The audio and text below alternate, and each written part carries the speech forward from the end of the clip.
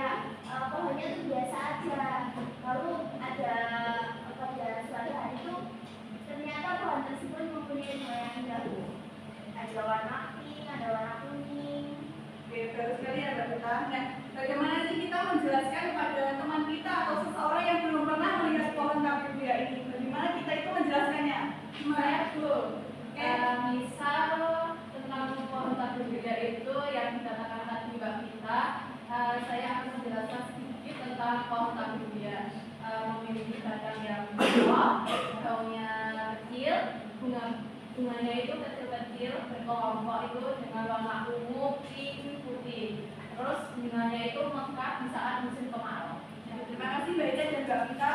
Nah, contoh lain bukan hanya pohon aja ya, tapi bisa bunglon yang berubah warna kulitnya ketika ada musim datang. Kemudian kupu-kupu yang mengalami metamorfosis dari ulat ke kepompong lalu menjadi kupu-kupu. Kemudian bunga juga bisa, contohnya bunga rafflesia apalagi kan bunga itu kan bunga yang unik ya, yang terbesar di Indonesia yang tidak memiliki akar, daun dan pohon. Kemudian bunga rafflesia anabdi itu bunga yang apa? Mengeluarkan bau apa? Bau. Nah, dan termasuk bunga yang menempel pada inangnya atau bunga yang dibentuk ya. Oke, pembelajaran kali ini ada kaitannya dengan teks galau. Apa sih teks galau itu? Observasi. Oke, kami itu akan menjelaskan tujuan pembelajaran terlebih dahulu ya. Tujuan pembelajaran kita yaitu peserta didik memahami pengertian ciri-ciri dari teks laporan hasil observasi. Kemudian yang kedua, peserta didik mampu mengidentifikasi informasi di dalam teks laporan hasil observasi dan dibaca dengan tepat. Lalu apa sih teks galau itu? Ada yang bisa membacanya? Ya, silakan Mbak Amira. Teks laporan hasil observasi adalah teks yang mengandung penjabaran umum atau melaporkan sesuatu dari hasil suatu pengamatan. Teks laporan hasil observasi sendiri mendeskripsikan suatu objek dalam bentuk sifatnya umum. Objek yang dimaksud yaitu manusia, benda, tumbuhan, hewan, dan berbagai peristiwa. Oke, terima kasih Mbak Amira. Nah, secara singkatnya itu teks galau itu adalah teks yang menjelaskan hasil observasi atau suatu hasil pengamatan yang terhadap suatu objek secara faktual. Jadi data yang ada di lingkungan itu harus disajikan secara fakta yang ada di lingkungan. Tidak boleh mencampurkan opini dari kita ya. Jelas anak-anak? Jelas Bu. Kemudian ada ciri-ciri teks galau. Yaitu yang pertama mengandung fakta. Mengandung fakta itu sendiri, teks galau itu harus berisi informasi yang berdasarkan kenyataan atau dapat dibuktikan kebenarannya. Kemudian yang kedua bersifat objektif, artinya penulisan teks galau tidak boleh berisi opini kita atau opini penulis, jadi harus berdasarkan fakta yang ada di lingkungan. Yang ketiga bersifat kekinian atau terbaru. Maksudnya laporan hasil observasi itu harus mencerminkan gaya bahasa yang mudah dipahami oleh kalangan muda. Jadi kita itu sebagai pembaca itu bisa memahami isi laporan hasil observasi tersebut.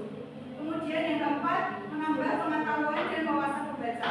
Nah, teks galau itu harus berisi informasi yang aktual dan memberikan informasi yang baru kepada pembaca sehingga pembaca itu bisa mengetahuinya dan memberikan manfaat yang terbaik kepada pembacanya. Kemudian yang kelima, tidak ada bagian penutup dari penulis. Artinya, teks galau tidak ada kesimpulan atau penutup dari penulis itu, jadi hanya menyajikan fakta-fakta yang ada. Kemudian selanjutnya ciri-ciri kalimat objektif, yaitu yang pertama berisi fakta yang dapat dibuktikan kebenarannya. Kemudian yang kedua tidak dipengaruhi pendapat atau pandangan pribadi. Yang ketiga menyampaikan informasi sesuai dengan fakta. Yang keempat tidak menggunakan kata-kata subjektif dan emosi. Kemudian yang selanjutnya struktur teks galau itu ada 4, yaitu yang pertama judul. Judul harus menunjukkan objek yang dicermati. Kemudian yang kedua pernyataan umum atau pengantar yang menjelaskan objek secara umum seperti definisi atau gambaran umum. Yang ketiga deskripsi bagian, yaitu menguraikan secara rinci ciri-ciri, jenis atau karakteristik objek yang akan diamati. Kemudian yang keempat, deskripsi manfaat, menjelaskan tentang fungsi atau kegunaan objek dalam kehidupan manusia atau ekosistem. Selanjutnya Ibu akan menampilkan salah satu contoh video teks KHO ya. Kalian amati informasi apa yang kalian dapat.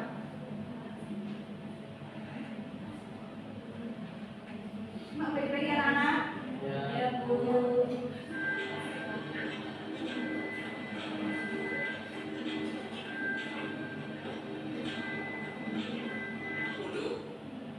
Tahukah Anda, komodo adalah jenis hewan melata terbesar di Indonesia yang dilindungi oleh pemerintah Indonesia. Komodo hidup di semak-semak belukar dan di sejumlah hutan yang ada di Indonesia. Komodo juga dianggap sebagai hewan melata terberat di Indonesia karena memiliki berat tubuh sekitar 100 kg atau lebih. Komodo yang paling besar di Indonesia dan pernah diukur tinggi serta beratnya, yaitu mencapai 166 kg dan panjangnya mencapai 3 meter. Tapi umumnya panjang dan berat binatang komodo ini hanya sekitar 2,5 meter dengan berat sekitar 91 kg. Namun untuk beberapa jenis komodo memang ada yang mencapai panjang dan berat melebihi rata-rata. Komodo memiliki kulit yang bersisik, warnanya abu-abu, bentuk maconya lancip, bagian tungkai lengannya kuat, dan memiliki ekor yang berotot. Untuk mendeteksi keberadaan mangsanya, yaitu bangkai binatang, komodo menggunakan indera penciumannya yang cukup kuat. Walaupun jaraknya beberapa meter di depan, namun ia sudah dapat menciumnya. Selain itu, komodo juga bisa memangsa binatang melata lainnya seperti jenis-jenis binatang mamalia yang berukuran besar. Hampir di semua bagian gigi komodo tertutup oleh gusi sehingga bagian giginya tidak terlihat. Uniknya, saat ia sedang makan dan mengunyah, gusinya akan berdarah. Karena hal itu menjadi media yang ideal untuk berkembangnya bakteri yang berbahaya. Bakteri yang hidup di dalam mulut komodo tersebut akan menyebabkan darah korban yang ia gigit keracunan. Komodo akan menggigit mangsanya tersebut sampai membuntutinya agar mangsanya lemas dan tidak bisa pergi. Binatang ini boleh dibilang hewan yang menyeramkan, namun memiliki sisi yang indah dan bertubuh kekar dan gagah. Komodo merupakan satu di antara satwa nasional yang harus dipertahankan sebagai salah satu bukti nyata kekayaan negeri.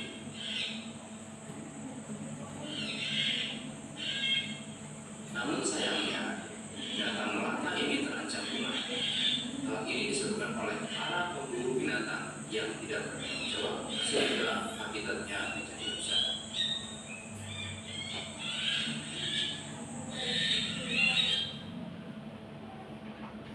Oke anak-anak, setelah kalian mengamati video tadi, informasi apa yang kalian dapat? Ada yang bisa jawab? Oke Mbak Elsa. Jadi komodo itu jenis hewan melata terbesar di Indonesia. Komodo hidup di semak-semak belukar atau hutan di Indonesia yang beratnya itu kurang lebih 100 kg. Terima kasih Mbak Elsa telah mengamati videonya dengan baik ya. Ada lagi yang bisa jawab? Saya, Bu. Oke. Komodo memiliki kulit yang bersisik, berwarna abu-abu, bentuk monjangnya lancip, tungkai lengannya kuat, memiliki ekor yang berotot. Oke, terima kasih Mbak Elsa dan Mbak Feni telah menjawab. Ibu kasih poin plus ya. Tepuk tangan buat Mbak Elsa dan Mbak Feni. Oke, selanjutnya kalian berbagi terlebih dahulu ya. Ya, Bu. Coba kalian amati gambar di bawah itu. Seperti apa sih situasi dalam kereta itu? Rame. Ya rame terus. Penumpangnya gimana? Diam atau berbincang? Berbincang. Bincang dengan penumpang lain ya. Ya. Kemudian klapnya atau enggak? Oke. Kemudian nomor 2, siapa saja penumpang kereta tersebut? Simpulkan berdasarkan pakaian yang mereka kenakan. Bapak-bapak, ibu-ibu, ada bapak-bapak, ada ibu, kemudian adik-adik. Kemudian berarti mereka berasal dari berbagai kalangan ya? Ya. Nomor 3, peristiwa menarik apa yang kalian lihat? Gimana interaksi antar penumpangnya? Saling berinteraksi? Ya. Ya, berarti mereka saling berinteraksi antara penumpang satu dan yang lain ya? Ya. Oke. Kemudian selanjutnya kalian berkelompok ya? Buatlah kelompok yang terdiri dari 3 sampai 4 anggota. Kemudian baca buku paket halaman 3. Kemudian kerjakan latihan pada halaman 5 dan 8 bersama anggota kelompok. Kerjakan di lembar kerja yang nanti Ibu akan bagikan ya. Dan presentasikan hasil diskusi di depan kelas perwakilan 1 orang per kelompok saja. Baik, Bu. Bagikan ya pengerjaan ya. Tadi berapa orang, Bu? 3 sampai 4 ya. Maaf, Bu. Kemarin ya. Ya, Bu. Ibu kasih waktu berapa menit buat ngerjain? 100 menit. 1 menit ya. Menit. Oke, mulai dari sekarang kalian boleh mengerjakannya. Ya, Bu.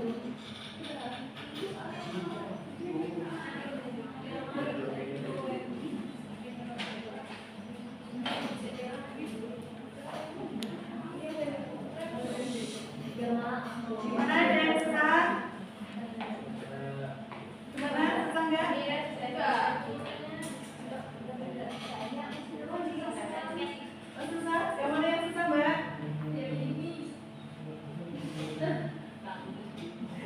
Kenapa Pak susah? Yang nggak susah? Bisa belajar ya.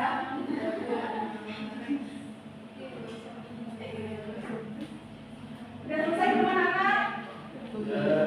Oke, perwakilan siap kelompok maju ya. Ini berarti ada 5 kelompok ya. Silakan 1 orang maju.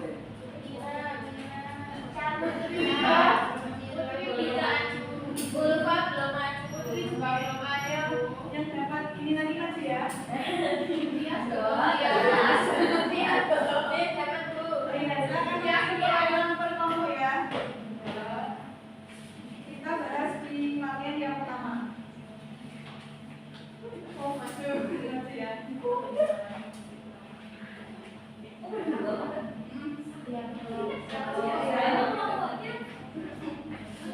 Ya, maaf, Bu. Baca nomor berapa? 2. Nomor 2. 5.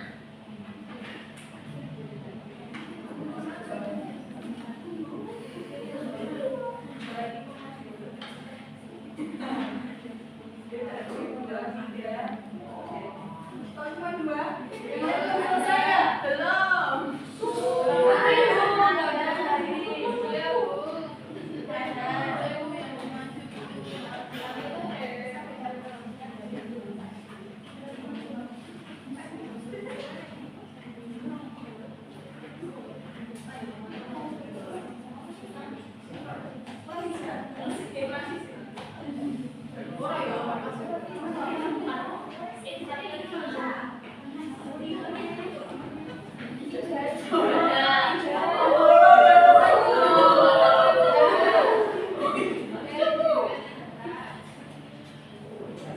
Oke, sekarang buka yang pertama ya.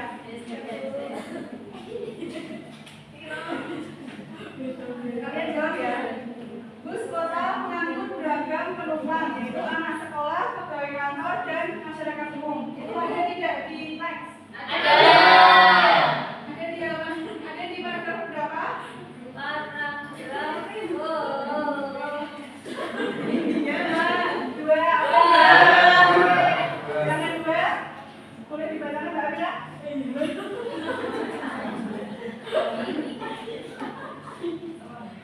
Seorang peserta didik berseragam SMP berdiri tepat di belakang supir.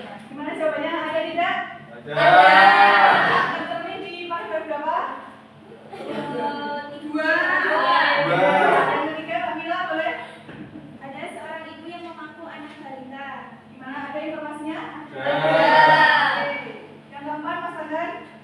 orang laki-laki dengan disabilitas mendapat tempat duduk. Ada tidak? Tidak Tidak ada. ada. Kenapa kok nggak ada? Tidak ada, Bu.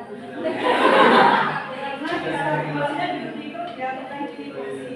Oh, Mbak iya. Mina, Mbak Mina, Penumpang prioritas tidak didahulukan untuk mendapat tempat duduk di dalam transportasi. ada informasinya atau tidak? Ya. Harusnya penumpang diprioritaskan. Ya. Kemudian yang latihan yang kedua, silakan dibaca baca. Pukul 7, bus kota nomor 17 melaju di sepanjang jalan Jenderal Sudirman. Masuk teks apa? Objektif. Karena yang kedua, silakan Mbak Mira. sopir mengendarai bus sangat kencang tanpa memperdulikan keselamatan penumpang. Masuk teks apa? Subjektif Kenapa? karena mengandung opini. Ya benar. Yang ketiga, Mbak Mira, silakan. Penumpang difabel itu menyandarkan truknya di kursi. Masuk teks apa? Objektif. Kenapa? Karena ada faktanya, Bu. Oke, benar. Yang keempat, Mas Pandar. Iya. Mengenakan hijab berwarna biru. Masuk teks apa? Objektif. Kenapa? Karena menggambarkan sesuai fakta apa Ya, adanya. benar. Yang kelima, Mbak Mina. Di dalam bus ini mungkin tidak ada satupun penumpang yang terlibat dan keselamatan orang lain. Masuk teks apa? Subjektif. Kenapa? Karena mengandung opini. Oke, benar. Terus yang terakhir dibacakan satu aja ya. Ya. Yang pengalaman kalian di kendaraan apa? Ayo. Dari gereja ya. Satu, taksi penumpang memberi tarif terlebih dahulu. Perilakunya di mana?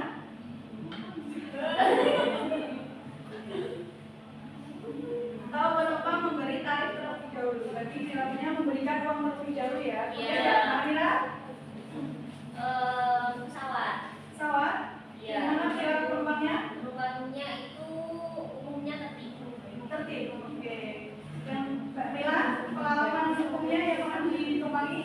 Menaiki bus pariwisata. Gimana perilakunya, Mbak? Penumpang itu di bisnya itu ceria dan bersantai.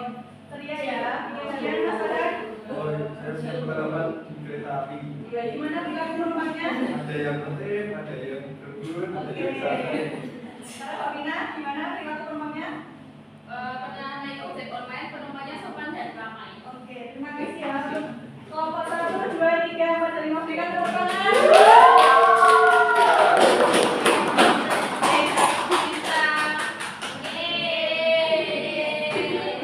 Dapat jajan di sini. Aku Ayo, Mila ya. naik pesawat. Lima. Oke. Anak-anak boleh duduk terlebih dahulu ya. Ya, aku. Dari presentasi dari teman-teman kalian ternyata kelompok 5 yang mendapatkan bintang terbanyak. Siapa dapat penghargaan dari Ibu ya? Oke.